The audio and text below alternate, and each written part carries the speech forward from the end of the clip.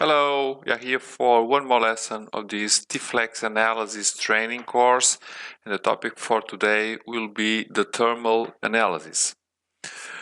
This is a new model also inside T-FLEX analysis, and this thermal analysis module serves for solving heat transfer and thermal conduction studies.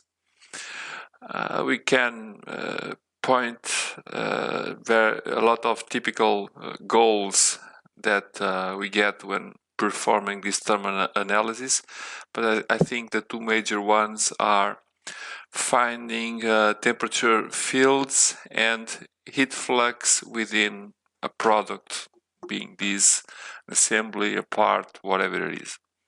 Heat flux, thermal.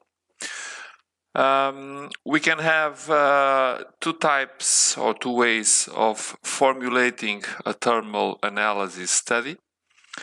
First one, it is called the stationary thermal process, and with this we can calculate temperature fields and heat flux distribution under an assumption that we have infinite long time passing after applying thermal loads.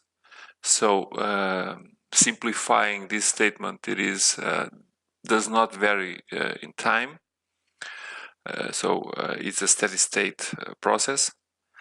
And another one called non-stationary thermal process, which occurs in function of time. So thermal energy sources, temperature, thermophysical properties may change in time.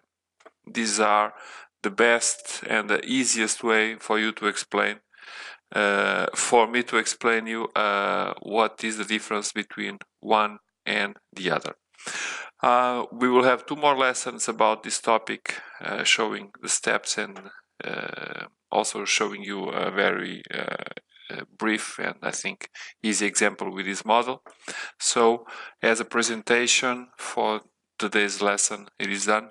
I hope it is clear this thermal analysis purpose of this study, and in case you have any questions, please contact us and let us know how can we help you and support you.